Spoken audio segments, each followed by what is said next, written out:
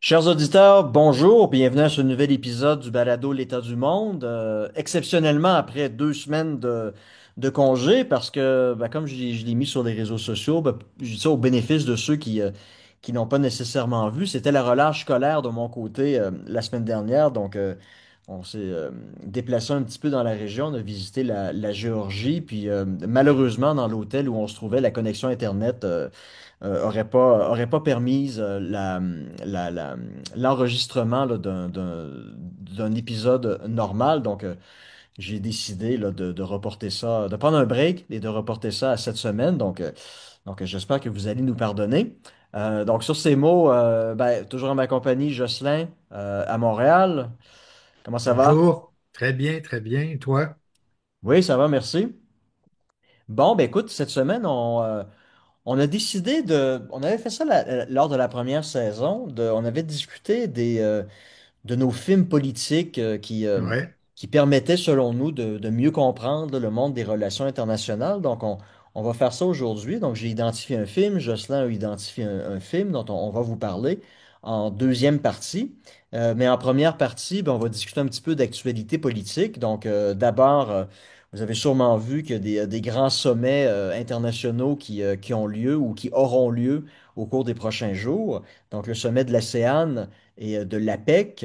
Donald Trump s'est déplacé dans la région de l'Asie du Sud-Est pour assister à ces rencontres-là. On va aussi revenir sur la question des sanctions, parler rapidement du coup de gueule de Doug Ford, le premier ministre ontarien, mais aussi d'un nouveau paquet de sanctions contre la Russie. Donc, on va s'interroger à savoir si ces politiques-là ont un impact là, véritable sur les pays. Ou si, s'il y a un impact sur les pays, est-ce que le véritable impact ne se fait pas subir davantage sur les pays qui imposent ces sanctions-là ouais. que les pays qui les subissent? Donc, c'est le plan pour aujourd'hui. Donc, je vais laisser Jocelyn nous parler des deux sommets de l'ASEAN, de l'APEC. En quoi ça consiste? Voilà, Quels sont les pays qui sont concernés par ces sommets-là? Puis, ouais, ces ouais. sommets-là, ça existe depuis combien d'années? Donc, il Ouais. va nous débroussailler tout ça. Alors, bonjour à tous. Effectivement, c'est assez exceptionnel parce que il y a deux sommets qui se déroulent dans la région Asie-Pacifique et pas très loin l'un de l'autre. Donc, le sommet de l'ASEAN, qui est l'association des pays, des nations du Sud-Est asiatique, qui regroupe une dizaine de pays, qui vont en accueillir un 11e aujourd'hui, qui est le Timor oriental. Mais les 10 qui sont présents, c'est des pays comme la Thaïlande, le Vietnam, le Cambodge, la Malaisie, l'Indonésie, les Philippines, ce qu'on a appelé souvent les dragons asiatiques dans les années 70-80, ceux qui connaissaient une performance économique assez exceptionnelle. Donc, les pays de l'ASEAN se réunissent pour leur réunion annuelle en Malaisie et puis à quelques centaines à quelques milliers, pardon, les mois de kilomètres de là, en Corée du Sud, c'est le sommet de l'APEC qu'on connaît un peu plus que le sommet de l'ASEAN. Le sommet de l'APEC, c'est un forum économique des États de l'Asie-Pacifique. Et donc, il y a une vingtaine de pays membres et vous allez retrouver dans ce lot le Chili, le Mexique, le Canada, la Russie, la Chine, bien entendu, les pays de l'ASEAN que j'ai nommés. Et vous avez toutes sortes de particularités avec l'APEC, c'est que Taïwan est membre de l'APEC, euh, la Russie, bien entendu, et Hong Kong, qui n'est pourtant pas un pays indépendant. C'est un territoire maintenant chinois. Mais tout ce beau monde s'entend assez bien parce que finalement, l'APEC, c'est essentiellement économique. Bien sûr, on soulève toujours des questions politique, mais c'est essentiellement économique. Donc, commençons par l'ASEAN. L'ASEAN, c'est quand même 700 millions d'habitants avec un PNB d'à peu près 4 000 milliards de dollars par année. Donc, c'est énorme. C'est une région de plus en plus importante sur le plan économique. Et c'est pour ça que les leaders occidentaux se rendent régulièrement dans la région parce que c'est les émergents, dont l'Indonésie, ce qu'on peut classer autour de la septième ou la huitième puissance économique du monde, et qui a un poids grandissant et qui d'ailleurs a adhéré officiellement au BRICS cette année. Alors là aussi, quelque chose qu'on n'a pas vu tellement, mais c'est important de le souligner.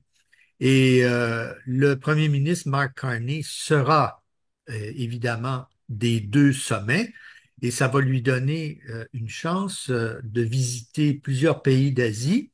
Comme vous le savez, il s'est rendu à de nombreuses reprises en Europe pour Très souvent en Europe. approfondir, très Ouais, souvent en Europe, pour approfondir les liens. Mais il faut rappeler ici que la dynamique économique n'est pas vraiment en Europe, c'est alors, plutôt en Asie qu'elle est, avec des taux de croissance qui varient de 5 à 10 à 12 ça dépend du pays que vous examinez. Et donc, c'est important d'être à l'ASEAN, à l'ASEAN. Autre particularité intéressante, c'est que, évidemment, la rivalité entre la Chine et les États-Unis se déplace dans ces forums-là aussi. Et les pays de l'ASEAN ne sont pas intéressés ou ne veulent pas être entraînés dans cette rivalité. Il y a quelques années, le premier ministre de Singapour avait écrit un article dans le Foreign Affairs où il disait aux deux grandes puissances, ne nous obligez pas à choisir entre l'un ou l'autre. Donc le message était envoyé que ces pays-là veulent mener des politiques étrangères, économiques, militaires, de leur choix. C'est un peu la concrétisation du fameux multi-alignement indien qui fait en sorte que on définit sa politique étrangère selon ses propres intérêts. Maintenant, il ne faut pas le cacher, les États-Unis ont un poids considérable encore dans cette région, mais la Chine a une influence de plus en plus forte, malgré les différents euh, frontaliers, qu'ils soient sur la terre, mais surtout sur la mer, en mer de Chine. oui, parce Euh, qu'il faut rappeler que la Chine essaie d'augmenter sa souveraineté territoriale en construisant des îles artificielles. voilà, Et des tensions voilà. avec notamment les Philippines, le Vietnam, mais tout Le ça, Japon le Japon. aussi.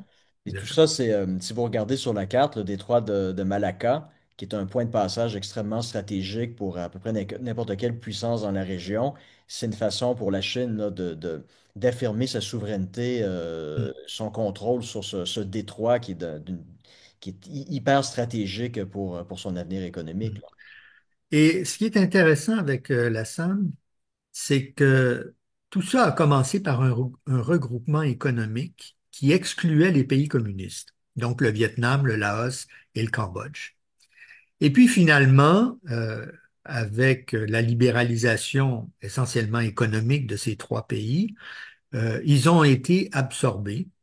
Et de plus en plus, évidemment, c'est une association économique, mais de plus en plus, ils s'intéressent aux questions politiques et aux questions militaires.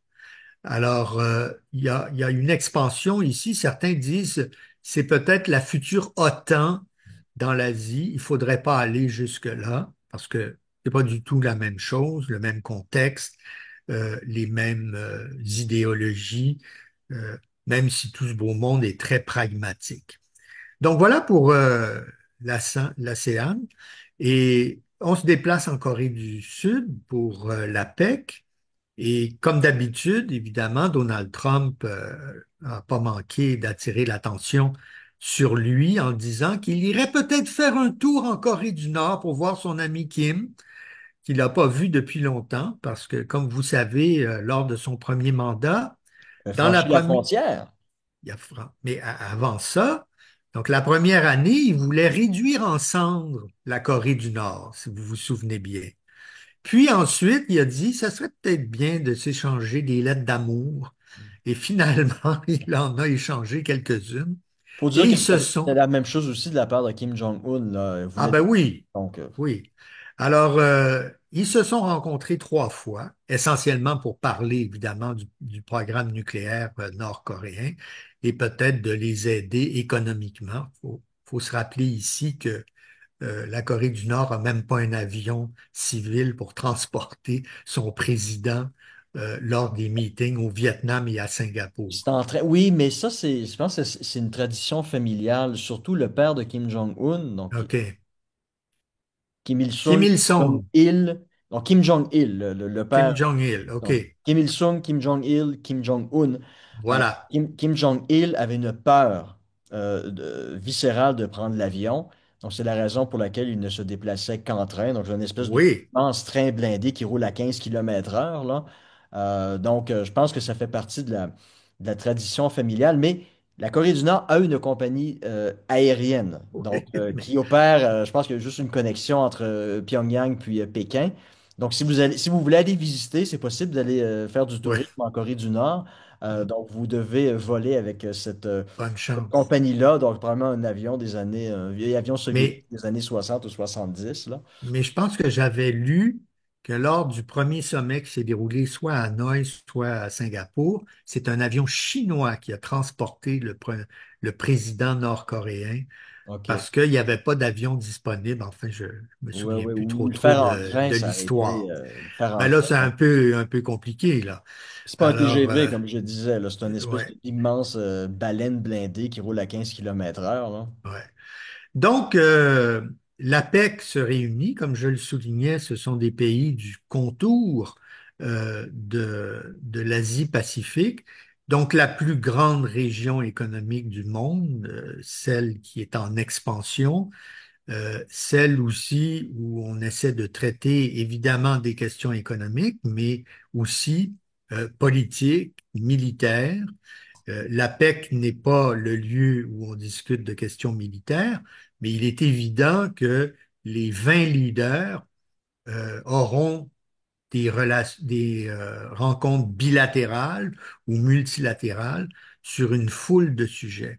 Donc, souvent, les gens se posent la question, est-ce que ces réunions, ces sommets mènent à quelque chose?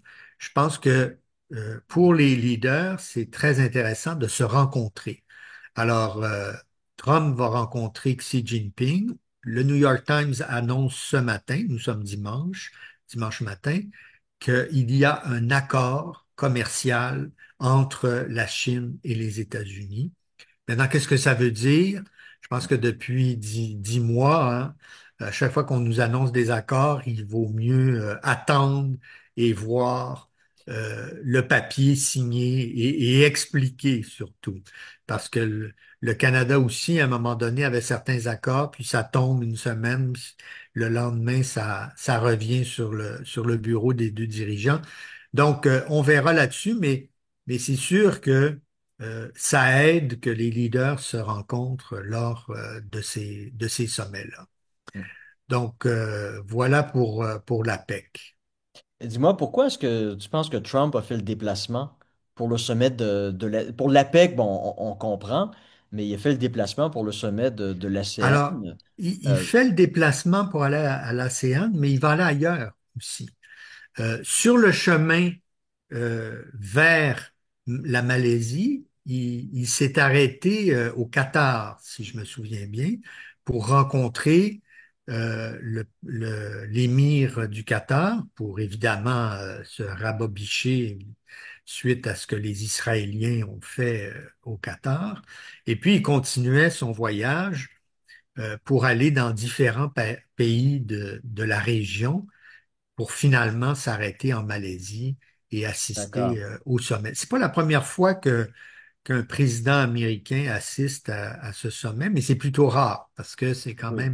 c'est quand même le sommet de ces pays-là. Est-ce que tu dirais que pour les États-Unis, c'est cette région-là, qui est vraiment en Asie du Sud-Est, c'est une région qui est de plus en plus stratégique pour eux, notamment pour les Ben, ressources naturelles, les terres rares. voilà, ils le disent eux-mêmes, et c'est pour ça que la guerre en Ukraine les emmerde beaucoup.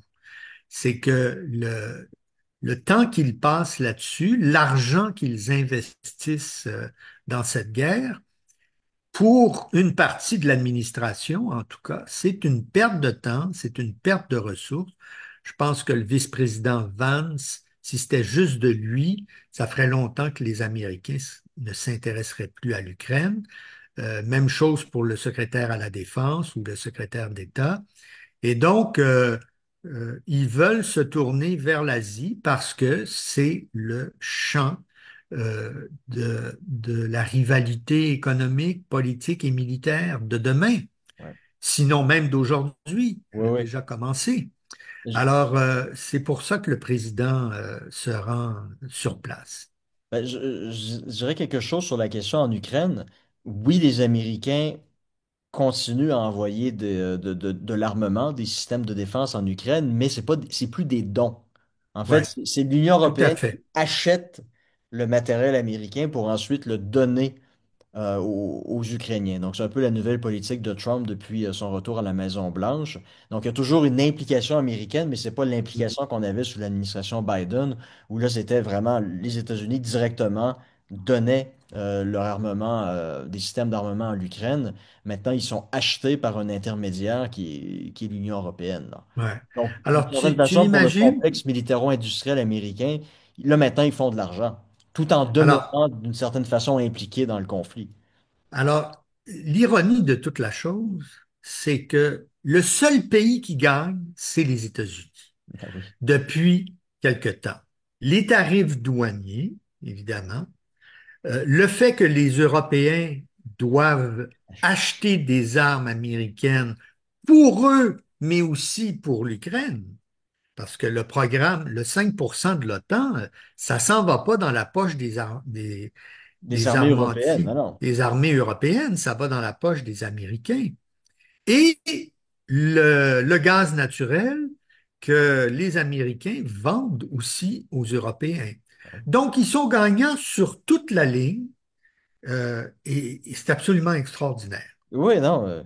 Puis l'autre chose aussi, tu sais, les sanctions, on pourra commencer à discuter de notre ami Doug Ford, mais les sanctions commencent à être payantes pour les États-Unis parce que là, vous avez de plus en plus de compagnies canadiennes, faute d'un accord, de plus en Ouais, plus de compagnies canadiennes qui décident simplement de délocaliser leur production vers le sud, aux États-Unis, question de plus avoir à être exposé aux sanctions. Donc ouais, ça, quelque part, puis, écoute, il y a des trucs à la télévision. Il y a un truc avec Oprah Winfrey. C'est dans le ouais, début des années 90 où Trump est à son émission, puis elle lui pose la question, est-ce qu'un jour tu penserais peut-être te présenter comme président? Puis si oui, qu'est-ce que tu ferais? Puis le discours qu'il tient au début des années 90, c'est exactement le même discours qu'il tient ouais. aujourd'hui. Au moins là-dessus, le gars, il est vraiment cohérent, il est Ah, il cohérent est avec cohérent. lui-même. Mais c'est dit, pourquoi est-ce que des compagnies américaines ont délocalisé leur production à l'étranger, alors qu'il serait tout à fait normal que la production soit faite sur le sol américain. Et puis, il dit, moi, je leur imposerais des sanctions ou des pénalités pour les forcer à revenir chez nous.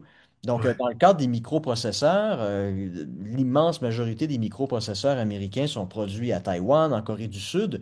Et puis là, l'administration Trump met en place des incitatifs commerciaux pour que ces compagnies-là viennent s'installer aux États-Unis pour justement y créer de l'emploi, mais aussi empêcher mettre un terme à la vulnérabilité d'une éventuelle invasion de Taïwan par la Chine, et puis ça commence à fonctionner. Et puis là, au cours des dernières semaines, vous avez une multitude de compagnies canadiennes qui ont décidé de se délocaliser aux États-Unis. Puis, à défaut d'un accord commercial, ça va se continuer, cette tendance-là. Donc, l'impact que ça va avoir au Canada, ben, vous allez avoir des pertes d'emplois, du chômage au Canada.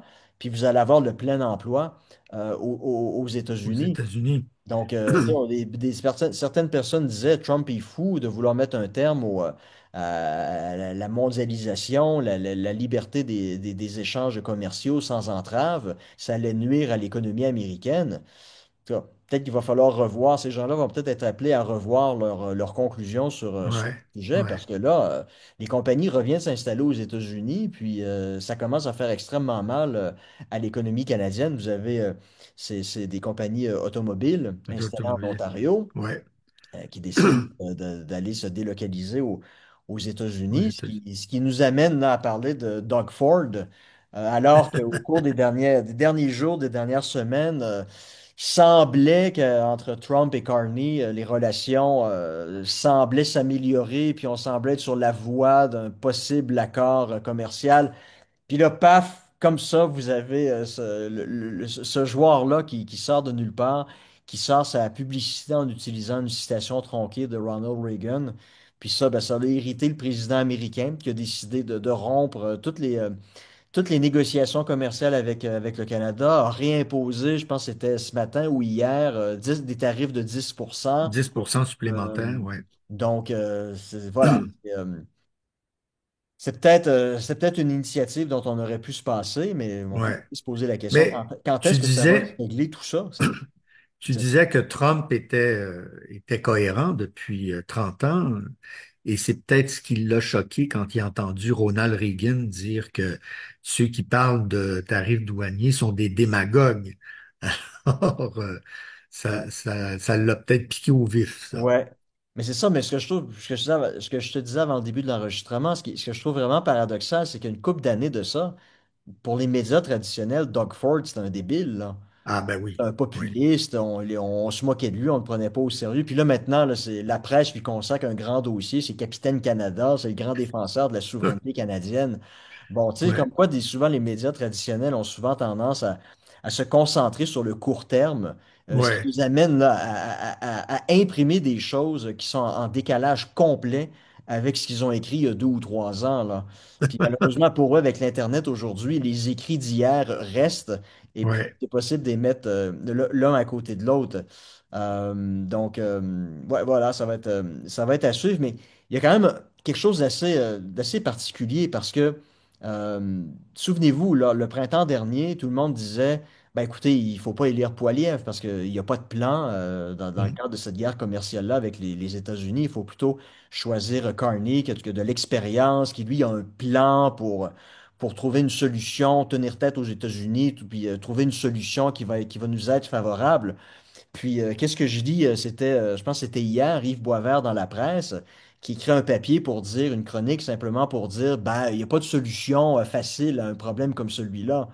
Mm. Pas de me dire, c'est drôle, hein, il y a une couple de mois, c'était pas le message que ces gens-là nous servaient, là. Donc, maintenant, tu sais, beaucoup de gens ont l'impression que, d'une certaine façon, puis pardonnez-moi l'anglicisme, que la dernière élection fédérale a été hijackée par tu sais, un narratif qui est en complet décalage avec la réalité. Et puis, on va voir, là, la Chambre des communes a repris ses travaux récemment. Il va y avoir un budget cet automne, La semaine prochaine. la semaine prochaine. Oui. Ouais. Donc, des gens, en tout cas, des élections anticipées, je pense que à l'heure actuelle, c'est anticipé Oui, d'en oui. parler, mais voilà, si les gens ont l'impression de s'être fait servir des balivernes il y a une couple de mois lors des élections, ça pourrait, au cours des prochains mois, enclencher un appétit pour de nouvelles élections, pour que les gens puissent, d'une certaine façon, avoir l'occasion de, cette fois-ci, d'une façon non biaisée, là, de pouvoir se prononcer réellement sur la suite des choses. Bon, tu nous parles de sanctions. Oui, sanctions contre la Russie. Donc, l'Union européenne est rendue à un 19e paquet de sanctions. Les États-Unis, Trump a menacé l'Inde a d'abord imposé des tarifs à l'Inde, de sorte là, de faire en sorte que l'Inde arrête d'acheter du pétrole, du gaz à la Russie, ce que l'Inde a promis de faire. Donc, ça, c'est toute la grande question. Est-ce que ça va véritablement avoir un impact sur l'économie russe? Parce que, bon, j'en ai déjà discuté. Et puis vous allez voir au cours des prochains jours, donc jeudi de cette semaine, je fais une présentation à mon université où je vais aborder cette question-là, le contrat social Mhm. russe. Et puis, donc, je vais mettre en ligne le vidéo de ma OK. présentation au cours des prochains jours. Ça va être en anglais, donc malheureusement, pour ceux qui ne parlent pas anglais, ça va être impossible de comprendre, mais pour ceux qui comprennent l'anglais, vous aurez l'occasion pendant à peu près une heure je vais entrer dans le vif du sujet, faire des comparaisons historiques assez intéressantes pour apporter un éclairage qui, je pense, est assez nécessaire. Mais bref, on sait que le contrat social russe, la paix en Russie, la stabilité du régime dépend de la capacité du Kremlin à pouvoir donner à sa population des bénéfices auxquels la population s'attend. Et puis, en grande partie, c'est des bénéfices, des avantages matériels. Et puis, on sait que depuis le début de la guerre en Ukraine, le fonds souverain russe a fondu, Mm. passé d'à peu près 100 milliards de dollars en 2022, serait rendu aux alentours de 35 milliards. Donc, la capacité de payer de la Russie est quand même hypothéquée. Ce qui a amené au cours des dernières semaines, la Russie a annoncé une augmentation de sa taxation qui allait passer de 20 à 22 donc, l'espoir, c'est que ça apporte 15 milliards de dollars de plus dans les coffres de l'État à chaque année. Donc, tu sais, il y a quand même une urgence en Russie Mm. à générer des revenus. Puis, inévitablement, c'est toujours mieux de générer des revenus en faisant payer l'Inde, la Chine, qu'en faisant payer ses contribuables qui pourraient se rendre compte que, ben là, il y a moins d'argent dans mes poches, la guerre en Ukraine, tout ça, c'est plus drôle, il faudrait qu'on commence à Ouais. y mettre fin. Donc, c'est quand même un problème pour la Russie. Maintenant, tu sais, on peut se poser la question, ça va être quoi l'impact véritable de ces sanctions-là? Mm. Tu sais, Bruno Le Maire, qui était ministre français des Finances en mars 2022, qui avait annoncé que les sanctions allaient mettre à terre, mettre à genoux l'économie Voilà. de la Russie, ben, ça ne s'est pas concrétisé. Donc, ça l'a affaibli, mais ça ne l'a pas mis à genoux. Et puis là, maintenant, ce qu'on est en train de se rendre compte, c'est que Ursula von der Leyen, la présidente de la Commission européenne, disait en 2022, ah, la Russie, à cause des sanctions, ils sont incapables d'importer des microprocesseurs, ils sont obligés d'utiliser des puces de laveuses, de sécheuses, de lave-vaisselle Mm. pour les mettre dans leur char d'assaut. Ouais. Bon, alors que là, on se rend compte que cette semaine, Volkswagen, la compagnie allemande, risque de devoir cesser sa production sur certains véhicules parce qu'ils n'ont plus accès à des microprocesseurs chinois. Donc, c'est un peu, à quelque part, le principe de l'arroseur arrosé. Donc, qui bénéficie le plus des sanctions, mais surtout qui est le plus pénalisé par les sanctions? Mm. Puis là, on commence à se rendre compte que pour l'Union européenne, c'est peut-être l'Union européenne qui subit le plus les contre-coups des sanctions que la Russie. Puis je vous donne un exemple dans la région. Ça- Cette semaine, euh, des gens me donnaient des conseils, puis ils me disaient, écoute, si tu veux voyager en Russie, ou tu dois aller au Kazakhstan, mais tu dois passer par la Russie, donc c'est possible pour toi de voyager avec Aeroflot. La compagnie russe, c'est de loin Mm. le vol le plus pratique, le plus court et le plus direct. Mais moi je dis, ouais, mais je peux pas acheter un billet avec Aeroflot avec ma carte de crédit, qui est une carte de crédit occidentale. Aeroflot, compagnie russe sanctionnée, donc qui est exclue Ouais. système bancaire SWIFT. Donc, la transaction, elle ne passera pas. Puis les gens me disent, non, mais tu comprends pas. Partout dans la région, il y a des agences de voyage. Donc, si tu paies ton billet cash, ça facilite d'autant plus la Pas de chose. Et tu problème. peux même Ouais. payer ton billet d'avion avec ta carte de crédit. Donc, ce que la compagnie de touristes, la compagnie touristique va faire, l'agence de touristes va faire, c'est qu'ils vont, en quelque sorte, faker que tu achètes un billet d'avion avec une compagnie occidentale, Turkish Airlines, KLM, Air France, peu importe, mais en réalité, donc c'est ce qui va apparaître sur ton relevé de compte de carte de crédit, donc la transaction, elle va passer, mais en réalité, ils vont utiliser l'argent puis l'envoyer via un compte qu'ils ont en rouble russe. Ils Ah vont oui. l'envoyer à Aeroflot qui va par la suite émettre ton billet. La même chose si tu veux réserver un billet, si tu veux réserver, pardon, une chambre d'hôtel en Russie. Officiellement, sur ton relevé de carte bancaire, ça va être une suite au Marriott à Vienne ou à Paris, mais dans les faits, c'est une chambre au Marriott de Saint-Pétersbourg ou de Moscou. Puis ça, c'est répandu dans la région, donc Mhm. c'est possible pour les gens de pouvoir contourner vraiment très, très, très facilement les sanctions occidentales. Et puis, il n'y a rien que les banques occidentales peuvent faire avec les individus qui font ça. Donc, c'est simplement pour vous dire que, tu sais, en théorie, oui, des Il y a sanctions sont ouais. supposées mettre à genoux des économies Mhm. nationales, mais dans les faits, c'est souvent pas le cas. Puis aussi parce qu'il y a il y a des portes arrière. Les gens, Ouais. tu sais, c'est l'esprit humain. S'il y a une façon de faire de l'argent en développant un système parallèle, Ah, pour pouvoir contourner les sanctions. Vous pouvez être sûr qu'il y a des gens oui, qui vont oui, mettre en oui. place, qui vont en bénéficier. Puis les gens ne sont pas cons, là. Les gens, ils veulent payer le moins cher possible pour des billets Mm. d'avion. Puis s'ils doivent faire un déplacement Astana-Moscou ou Yerevan-Moscou, ils vont pas faire une connexion à Paris, à Francfort ou à Istanbul, là. Ils veulent le vol le Ouais, plus direct puis qui va coûter le moins cher possible, là. ouais, ouais. Donc, en sachant Ah, ça, vous allez avoir une multitude de portes arrière qui vont s'ouvrir. Puis au final, l'effet que ça a, c'est que ça réduit à néant l'impact souhaité des sanctions. Puis les sanctions. vous avez des exemples dans le passé. L'Iran, l'économie iranienne, elle a souffert là, des sanctions Ouais, occidentales. ça fait 40 ans qu'il y a des Elle l'a pas mis à sanctions. terre, là. Ouais. La La Corée Corée du du Nord, Nord. c'est la même chose aussi. Donc, bon, puis l'autre chose aussi, c'est lorsque ces sanctions-là ont un impact, qui en subit réellement les contre-coups? Tu sais, à quelque part, c'est comme une arme de guerre qui fait pas de mort. C'est comme Mm. l'arme de guerre qui donne bonne conscience à l'Occident, parce que c'est Ouais. essentiellement l'Occident qui impose des sanctions. Mais à quelque part, si on retourne dans les années 90, les sanctions économiques qui avaient été imposées à l'Irak, à Saddam Hussein, ben, les sanctions empêchaient l'importation de vaccins et de médicaments. Ouais. Puis Ouais. ça a eu comme impact entre 91 puis 2003. Les estimations d'organisations internationales, c'est qu'un demi-million d'enfants sont morts de maladies juvéniles Mm. dont on aurait pu éviter avec des vaccins. Mais les sanctions limitaient l'importation de vaccins, de médicaments.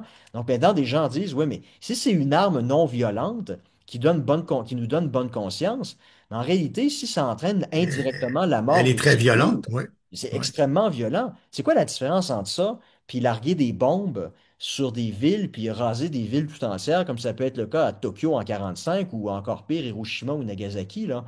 Au Ouais. final, les gens qui subissent les contre-coups, c'est pas nécessairement les dirigeants politiques, c'est des innocents, des Mm. non-combattants qui, en vertu des règles de la guerre, ne devraient pas être tués Mm. directement. Donc, il y a un aspect, il y a une question, des questions éthiques puis morales extrêmement importantes qu'on doit se poser lorsqu'on impose des sanctions. Puis moi, ça m'avait, ça m'avait amené à recevoir une volée de bois vert parce que en 2022, j'avais tenu ce discours-là, j'avais écrit un texte dans l'actualité, puis j'avais dit, faire attention, là, imposer des sanctions à la Russie, si cela a pour effet là, de faire en sorte que des individus perdent l'entièreté de leur économie, vous Mm. mettez des gens à la rue, là. Puis imaginez-vous simplement la situation suivante. Vous avez une mère monoparentale qui a 500 ou 1000 dollars dans un compte en banque, puis à cause des sanctions, là, toutes ses économies disparaissent. Elle Mm. n'est plus en mesure de subvenir à ses besoins puis aux besoins de ses enfants. Qu'est-ce que vous pensez qu'elle va faire pour Mm. pouvoir nourrir ses enfants? Tu n'as pas besoin de répondre à la question parce que la réponse est vraiment évidente, là. Donc, Ouais. indirectement, ça peut être ça aussi le coût des sanctions que vous imposez. Ouais. Vous allez directement impacter des gens qui ont absolument rien à voir, là, dans Mm. l'agression russe de l'Ukraine, là. Des civils qui n'ont pas engagé leurs responsabilités personnelles dans cet acte-là, mais c'est eux qui vont en subir les conséquences. Il faut se poser aussi ces questions-là. Il faut aller au-delà du simple désir de vengeance. Faut penser aux conséquences de nos gestes. Et en matière de sanctions économiques, les conséquences indirectes sur les civils sont malheureusement trop nombreuses. Eh bien, mon cher, Bon, ben parlons de nos films. nos films en relations internationales. Ben oui, donc l'idée, c'est, on a identifié chacun un film qui, selon nous, nous permettent là, de mieux comprendre le monde des relations internationales. Donc, Jocelyn a choisi le film Quai d'Orsay. Puis moi, le film que j'ai choisi, c'est 13 jours, 13 Days, qui est un film là, beaucoup plus ancien que Quai d'Orsay, mais je vais laisser Jocelyn commencer à nous parler de son film, puis pourquoi, selon lui, c'est un film intéressant qui nous permet de mieux comprendre là, peut-être ce qui se passe derrière les coulisses, derrière les rideaux, dans les coulisses Ouais. en matière de relations internationales. Alors, c'est pas un film sérieux, c'est une comédie, mais en même temps, c'est très sérieux parce que ça nous raconte un peu comment fonctionne un cabinet ministériel. Et pourquoi je l'ai choisi? C'est parce que moi-même, j'ai Mhm. vécu mon Quai d'Orsay, lorsque j'étais au service du ministre des Affaires étrangères du Canada entre 2016 et 2017. Donc, quand j'ai vu le film, je me suis dit, mais c'est ça, c'est exactement ça, j'ai vécu la même chose. Alors, de quoi s'agit-il? Donc, Quai d'Orsay, ça se déroule dans l'édifice du ministère des Affaires étrangères qui s'appelle le Quai d'Orsay et ça met en lieu un jeune gauchiste qui devient le speechwriter, le rédacteur de discours d'un ministre des Affaires étrangères de droite. Alors évidemment, au début, il est un peu mal à l'aise avec ça, mais vous allez Et, voir que puis il, le ministre des Affaires étrangères est joué par Thierry alors, Lhermitte. c'est Thierry Lhermitte qui ressemble beaucoup à Dominique de Villepin, parce que le film, c'est ça. C'est ça, C'est ouais. Dominique de Villepin en action, surtout avec son fameux discours sur la guerre en Irak de mars 2003. Alors, qu'est-ce qui se passe?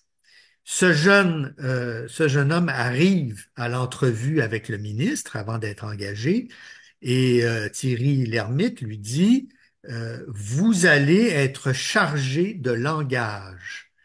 Alors, évidemment, le petit jeune se demande de quoi le ministre parle. Il dit, vous savez, ce qui est important au cabinet ministériel, ce sont les mots, parce que les mots sont une arme. Et c'est pas faux, évidemment. Alors là, vous avez le déroulé de toutes sortes de scènes au sein du cabinet, les crises du ministre, évidemment, qui est toujours lui-même entre plusieurs crises diplomatiques, Avec mais ses qui fait stylos billes qui fonctionnent plus. ces stylos B qui fonctionnent plus et il veut avoir les marqueurs jaunes. Alors, il arrête pas d'achaler sa secrétaire pour lui dire de lui acheter des marqueurs jaunes.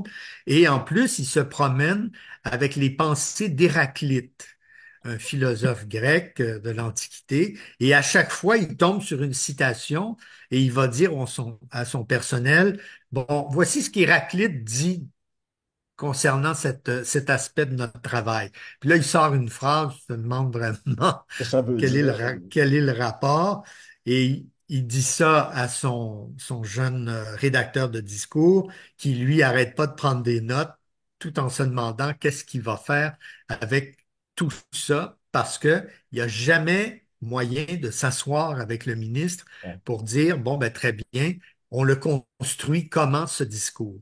Donc, le jeune rédacteur va voir d'autres collègues, des conseillers politiques. Il y en a certains qui coopèrent, mais il y en a d'autres qui lui font Des des misères. jambettes, des misères. Et donc, on voit le ministre évoluer, évidemment. Euh, il y a la faconde de Thierry Lhermitte, qui, comme je le dis, ressemble beaucoup à Dominique de Villepin. À chaque fois qu'il change de place, les papiers autour se mettent à voler et tout le monde se demande ce que le ministre va faire la prochaine minute. C'est presque un Donald Trump, mais un Donald Trump à la française. Et donc, ça se termine, ce film, par le voyage à New York, où toute l'équipe du ministre, à peu près une dizaine de personnes, va affronter l'équipe américaine, que ce soit Bush ou Colin Powell, qui, eux, évidemment, euh, bénéficient de 30, 40, 50 rédacteurs de ci, conseillers politiques de ça. Et on voit les images, mais cette fois, ce sont les vraies images de Dominique de Villepin au Conseil de sécurité qui prononce Son son fameux fameux discours. discours contre l'Irak. Alors, j'ai trouvé ça intéressant pour deux raisons, évidemment. D'abord, la réalité de ce que ça représente, et puis ma propre expérience avec Stéphane Dion. Alors, la réalité, c'est que effectivement, dans un bureau de ministre, mais qui soit des affaires étrangères ou de d'autres types de fonctions dans un gouvernement, on est toujours dans l'urgence, on est toujours bousculé. Alors, on commence quelque chose qu'on doit immédiatement abandonner parce qu'il y a une nouvelle crise qui vient d'éclater. C'est peut-être particulier aux affaires étrangères, mais ce l'est aussi dans d'autres domaines. Et ça, c'est bien rendu. Ensuite, le ministre qui ne sait pas ce qu'il veut.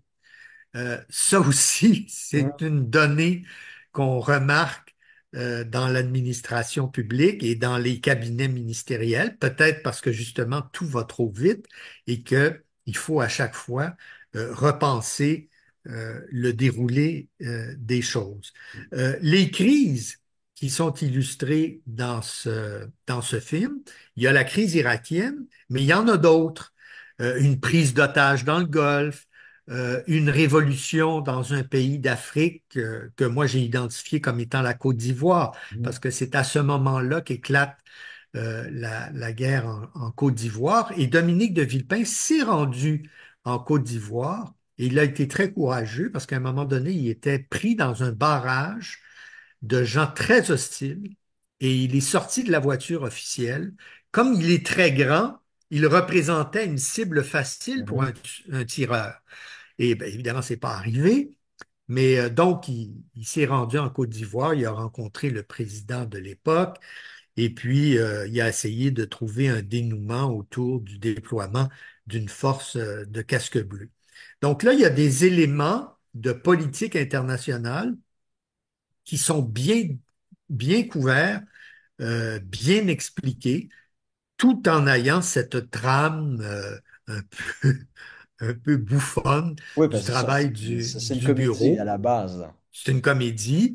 Et en plus, le jeune chargé des mots tombe amoureux d'une fille qui, elle, est une gauchiste qui milite dans un groupe pour la libération d'un couple peut-être d'Ivoiriens ou de Sénégalais. Et elle demande à son ami Intervenir. d'intervenir auprès du ministre. Alors, ça, c'est essentiellement sur le côté politique, ce qu'on retrouve de réalité dans ce film. Et l'autre côté, c'est mon expérience personnelle. Comme je l'ai dit au début, quand j'ai vu le film, je me suis tout de suite dit, mais c'est exactement ce que je vis avec Stéphane Dion. C'est-à-dire, tout va vite. Il faut écrire un discours tout de suite. Puis là, ça prend jusqu'à 1 heure du matin. Puis là, tu présentes ton discours, c'est pas bon. C'est à recommencer. Donc là, Ben, c'est je ça, commence parce à qu'il faut dire, trouver. dans le film, le jeune, il écrit un discours, il Oui, l'envoie au chef de cabinet, puis le discours revient, puis il se fait dire, ah non, non, non, c'est pas les bons mots, puis voilà. Ou acheté aux bien poubelles, et vous êtes puis hors d'ordre, c'est ça. c'est pas la bonne direction. Alors moi, ça m'arrivait souvent avec Dion. Je pense fondamentalement qu'il aurait voulu écrire ses discours, mais il n'y avait pas le temps. Donc, c'était moi qui était le rédacteur. Et il m'est arrivé régulièrement de me faire dire que c'était pas bon, il fallait tout refaire. Et il y avait aussi les notes que le ministre inscrivait sur les discours qui étaient tout le temps illisibles. Et donc, moi, j'étais supposé de De tout reprendre comprendre. ça, d'aller voir quelqu'un du cabinet immédiat pour dire est-ce que tu comprends quelque chose? Non, personne ne comprenait rien. Alors, j'inventais au fur et à mesure, je me disais, ça doit être ça qu'il a voulu dire. Et un jour, j'étais un peu exaspéré face à tout ça. Et on s'en va aux Nations Unies pour une présentation devant le Conseil de sécurité. Et le président du Conseil de sécurité était à ce moment-là le ministre français des Affaires étrangères. Et il avait invité tous les ministres des Affaires étrangères dont le pays siège au Conseil. Il y en a une quinzaine. Et il fallait rédiger un tout petit discours de pas plus de 5 à 10 minutes. Alors, c'est pas facile, surtout avec Dion qui avait tout le temps bien des choses à dire. Donc, moi, j'ai fait une première mouture la veille. Je m'étais d'ailleurs rendu à New York la veille pour discuter avec les diplomates de notre représentation auprès des Nations Unies. Puis on s'était entendu sur un discours que nous avons envoyé au ministre. Disons, il devait être à peu près 5h30, 6 heures. Puis moi, je me suis dit, bon, le ministre va lire ça, puis il va réagir demain matin. J'ai le temps d'aller souper à New York. Donc, à 7 heures, je me dirige vers la porte de ma chambre pour sortir et bang, le téléphone sonne. Oui, allô? Écoute, Jocelyn, je ne comprends rien à ce que tu as écrit. Alors, là, je te dis, ben, écoutez, Monsieur le ministre, c'est parce que une partie des explications, c'est du langage technique, parce que on va parler de quelque chose de technique au Conseil de sécurité. Et je m'en fous, je comprends pas. Si je comprends pas, je vais pas le dire. Il n'y avait pas tort là-dessus. Hmm. Il n'y avait pas tort. Ouais, parce qu'après, si Donc, tu te fais poser des questions, puis ben il est voilà. capable d'apporter des détails, il a l'air stupide. Ben oui, c'est sûr. Alors, alors là, je me dis, bon, mon souper à New York est terminé. On va commander de Donc, la bouffe dans la chambre.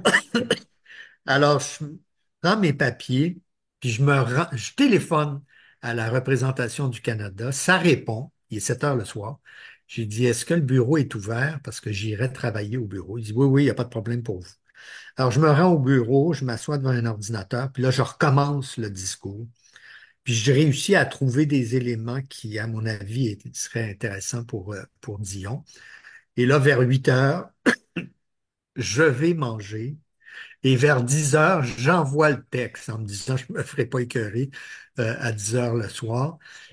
Le lendemain matin, il prend l'avion d'Ottawa jusqu'à New York et à 8h30, il rentre dans le bureau de l'ambassadeur du Canada auprès des Nations Unies avec le discours en disant, c'est mieux là, mais il faudrait que tu changes ça et ça. Évidemment, c'était illisible. Alors, là, j'ai dit, il faut se rendre au conseil parce que ça commence à 10 heures. La séance commence à 10 heures. Il était Donc, 8h30 quand il dit ça, là. il était 8h30. Donc, mais c'est pas loin, l'édifice de l'ambassade du Canada est pas loin des Nations Unies. Donc, on marche. Et puis, il ne le sait pas, mais j'ai la copie, à mon avis, finale du discours. J'ai pas l'intention de changer une ligne du discours initial. Alors, on se rend au conseil, il s'assoit, puis là, 15 minutes avant d'entrer en scène, avant d'être appelé à venir parler devant le conseil, il me dit, on a-tu le discours? J'étais assis dessus. J'ai dit non, on ne l'a pas parce que euh, il est en train d'être photocopié pour pouvoir être distribué aux 14 autres membres du Conseil de sécurité. Alors là, je me suis dit, il n'est pas question que j'y donne parce il va le lire puis il va dire, il faut changer ça. Il n'est plus question de rien changer. De toute façon, on ne peut pas le faire. On est dans la salle du Conseil. Il n'y a pas d'ordinateur de libre, il n'y a pas de photocopieuse, il n'y a rien. J'ai dit, le type de l'ambassade va venir nous porter les discours. Puis finalement, 5 minutes avant, je prends le discours puis je lui mets devant lui en disant, je viens de le recevoir pour toi. Et donc, il se lève, il s'en va livrer son discours. Et moi, ça m'a épargné quelques sueurs froides. Donc, c'était l'atmosphère dans laquelle je vivais et j'ai vécu pendant 1 an avec Stéphane Dion. Est-ce qu'il t'a fait des commentaires par la suite que les changements qu'il t'avait demandé à 8h30, Maintenant, il s'en souvenait plus. ça venait plus? C'est ça. Il pensait qu'ils avaient été intégrés. Ben, c'est ça, c'est Alors, comme dans Quai d'Orsay, là, justement, là. oui, oui, Le oui. ministre s'en souvient Puis, plus au bout d'une parce heure. que, parce que moi, j'avais vécu une situation semblable à Québec, avec un discours à Québec, puis là, je ne pouvais rien changer. Alors, je lui avais apporté les feuilles avec ces graffitis, puis j'ai dit, écoute, on peut rien changer, là. Techniquement, on peut rien changer. Donc, il s'était débrouillé. Alors, c'est pour ça que à New York, j'avais eu une réaction en disant, là, je dis rien, je cache le discours jusqu'à la dernière minute. Bon, Et ben là, puis, s'il nous écoute, il vient de découvrir le poteau rose. bon, je pense que j'y avais raconté, je me Ouais. souviens plus, là, mais ça n'a rien changé au message qu'on Non, transmettait. non, c'est ça. Alors Bon. voilà, c'est mon expérience. Bon, ben moi, je vais vous parler d'un film, c'est 13 Days. C'est un film qui date de 2000. Donc, 13 jours. Ça raconte la crise des missiles de Cuba, qui a Hmm, duré 13 jours. Puis, c'est principalement, l'acteur principal, c'est un conseiller spécial de Kennedy, Kenneth O'Donnell, qui est joué dans le film par Kevin Costner. Donc, oui, vous avez John F. Kennedy, vous avez son frère Robert Kennedy, le secrétaire à la Défense Robert McNamara, McNamara, qui oui. jouent des rôles là, principaux dans le film, mais c'est vraiment comment la crise est vue par le conseiller spécial de Kennedy, Kenneth O'Donnell. Puis j'ai trouvé ça très intéressant parce qu'on se rend compte d'une part dans le film que, tu sais, Kennedy découvre, les Américains, le film commence, il découvre que les missiles soviétiques ont été installés à Cuba. Et là, maintenant, et là, la question, c'est comment est-ce qu'on doit réagir? Donc, moment de crise, et là, on doit évaluer toutes les possibilités, toutes les perspectives. Et là, vous avez Kennedy qui veut tenir une ligne extrêmement ferme. Hors de question qu'on laisse les Soviétiques installer des missiles nucléaires à Cuba, mais il est parfaitement conscient aussi qu'il ne veut pas déclencher une guerre nucléaire dans la foulée. Donc là, vous avez différents intérêts. Vous avez son frère Robert Kennedy qui, au début du film, pousse pour une ligne plutôt dure. Puis vous avez là, les chefs d'état-major de l'armée américaine, Curtis LeMay qui commandait l'aviation américaine, Maxwell Taylor qui était le chef d'état-major de l'armée américaine, Ouais. qui eux, 2 ans auparavant, ou un an, quelques mois auparavant, ils avaient échoué lors de l'invasion de Cuba, la tentative là, La d'invasion baie des cochons. la baie des Cochons, puis eux autres, ils voulaient prendre leur revanche contre Castro, contre Cuba, et eux, ils tiennent une ligne encore plus dure que Robert Kennedy, et ils disent, il faut envahir Cuba, voici le plan, on peut mettre ça en place dans les prochaines 48 heures. Donc, ils poussent vraiment pour une ligne dure, sans se préoccuper des conséquences politiques que ça peut avoir. Parce que les militaires, eux, ils veulent aller en guerre, hein, c'est ça leur job, Mm. c'est ça leur métier. Alors que les politiciens ben, doivent aussi considérer les options, d'autres options, la négociation, des options politiques, diplomatiques. Et puis là, vous avez Kennedy qui est pris entre deux feux. Et je trouve le film intéressant parce que ça permet de bien illustrer dans une démocratie libérale la nécessité de séparer la sphère civile, la sphère politique de la sphère militaire. Puis on Mm. voit dans le film que cette séparation-là, les militaires ne veulent pas la respecter. Parce que dans la démocratie libérale, les militaires sont au service du politique. Voilà. Donc, si le politique leur dit, vous vous déployez dans tel pays, je vous demande d'envahir tel pays, puis de renverser le dictateur, etc., etc., les soldats doivent obéir. Que l'ordre soit légal ou illégal, ils ont l'obligation d'obéir. Maintenant, l'inverse de la médaille, c'est que maintenant, c'est la responsabilité de la sphère militaire de conseiller la sphère politique. Donc voilà, vous nous donnez l'ordre d'envahir tel pays, c'est notre responsabilité, Monsieur le Président, de vous mettre en garde contre le fait qu'il y a un risque que la guerre, une fois remportée, puisse dégénérer en situation de guérilla.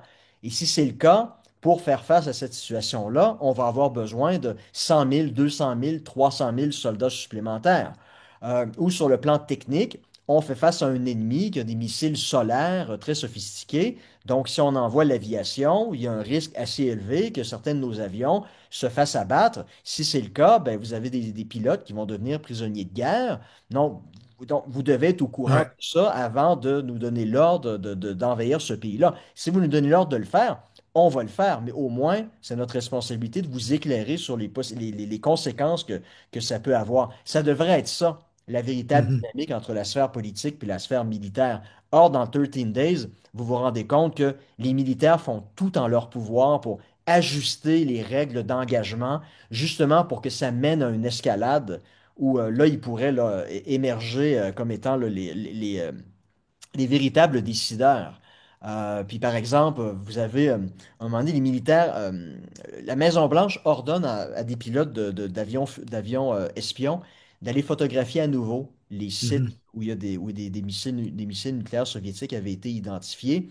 Et dans les règles d'engagement, Kennedy dit, ben, il faut pas que nos avions soient pris pour cible.